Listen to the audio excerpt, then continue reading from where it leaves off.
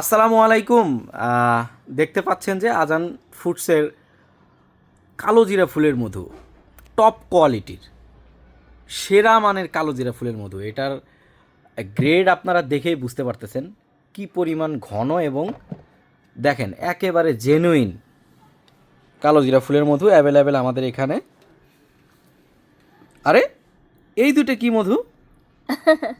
এই তো কাস্টমার, আপনারা কি প্রিয় দর্শক, আপনারা কি বুঝতে পারছেন এইগুলো কি মধু?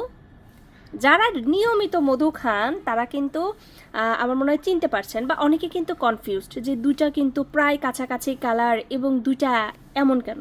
এবং চলেন। মধু কিন্তু এই মধু কিন্তু এটাও মধু, এটাও মধু, এটাও মধু। শীত, এখন শীতকাল তাই না? শীতে এখন টেম্পারেচার অনেক কম, আপনারা জানেন সারা দেশে শীতের পরিমাণ অনেক বেশি, তাপমাত্রা অনেক কম। তো এই মুহূর্তে আমরা দেখতে পাচ্ছি যে এই মধুটা জমে গেছে, এই মধুটা জমে গেছে, বাট এটা জমে নাই। একটু কারণটা ব্যাখ্যা করবেন প্লিজ? আমার মনে হয় এতক্ষণে আপনারা অনেকেই বুঝে গেছেন, তো আমরা একটু ক্লিয়ার হই। চলেন। এই যে হ্যাঁ, সরিষা ফুলের মধু, সরিষা ফুলের মধু, এটা তাই হচ্ছে তো বলি। আমাদের সরিষা ফুলের মধু। হ্যাঁ। এবং এইটা দেখেন লিচু লিচু ফুলের ফুলের মধু। মধু, আচ্ছা। দুইটা কিন্তু দুইটা মধু, একটা হচ্ছে একদম সিজন ফ্রেশ সরিষা ফুলের মধু, যেটা আমরা মাত্রই সংগ্রহ করেছি এই হ্যাঁ। 15 দিনের মতো হলো, 10-15 দিন। এবং এটা হচ্ছে আমাদের লিচু Last ফুলের season-এর। মধুটা, লাস্ট সিজনের ফ্রেশ লিচু ফুলের মধুটা। তো এই দুইটা মধু কেন এরকম হয়েছে, অনেকেই যারা আমাদের কাছ থেকে মধু নিয়েছেন তারা অনেকে বলেন যে হচ্ছে আমরা জানি, যারা ব্যবহার করেন নিয়মিত তারা কিন্তু জানেন যে সরিষা ফুলের মধু এবং লিচু ফুলের মধু এটা কিন্তু ওয়েদার ডিপেন্ড করে, এবং এটা যত বেশি শীত বেশি পাবে তখন এটা আস্তে আস্তে এটা জমে যাবে, দানা হতে শুরু করবে এবং এরকম ঘন অবস্থায় যাবে। এই দুইটা মধুর ক্ষেত্রে কিন্তু এই যে মধুর যে রূপ ভেদ বা দেখেন এই যে প্রকার ভেদ, জমে এটা গেছে। কিন্তু এই দুইটা মধুর ক্ষেত্রেই বিশেষভাবে লক্ষ্য করা যায়।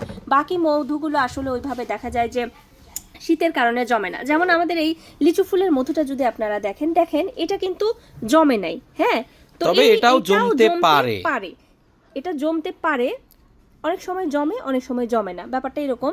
বাট বেশিরভাগ ক্ষেত্রে এই সিজন আসলে সরিষা ফুলের মধুটা নিয়ে যারা জানে তাদের কোনো কমপ্লেন নাই। বাট এই যে এরকম, হ্যাঁ, কারণ এটার মধ্যে কারণ ন্যাচারালি গ্লুকোজের পরিমাণ বেশিটা। লিচু ফুল এবং সরিষা ফুলের মধু এই দুইটাতে ন্যাচারালি গ্লুকোজ এবং ফ্রুক্টোজ এই দুইটার পরিমাণ বেশি থাকে।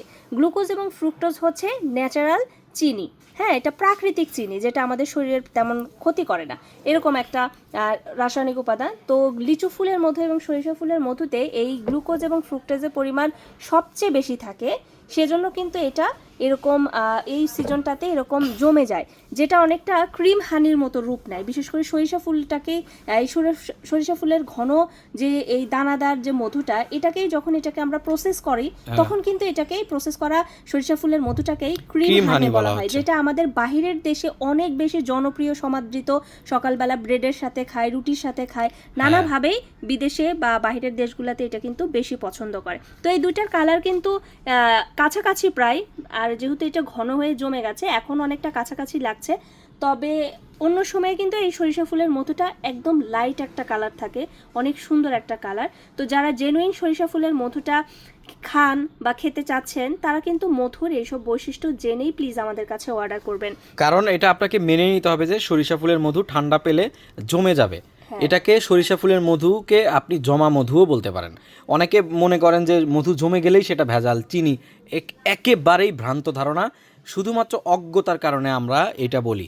বাট লিচু ফুলের মধু, সরিষা ফুলের মধুতে ন্যাচারালি গ্লুকোজের পরিমাণ বেশি থাকে। বিশেষ করে সরিষা ফুলের মধুতে গ্লুকোজের পরিমাণ সবচেয়ে বেশি থাকার কারণে ঠান্ডা পেলে এটা ক্রিস্টালাইজেশন হয়ে যায়, এটাকে বলে ক্রিস্টালাইজেশন।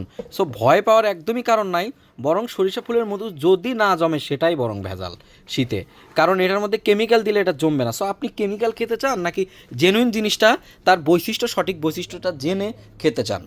হ্যাঁ, আমার মনে হয় যে আপনি ওটাই খাবেন। দেখেন আর একটা মধু আছে, লিচু ফুলের মধু। হয়তো এই ব্যাচের লিচু ফুলের মধুটাতে গ্লুকোজের পরিমাণ একটু কম ছিল, যার কারণে এটা ঠান্ডাতে এখনও জমে নাই।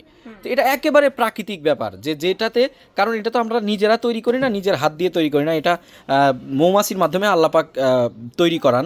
তো ফুলের নেকটার থেকে কোনটাতে আসলে কি পরিমাণ গ্লুকোজ থাকে এটা তো আমরা বলতে পারবো না।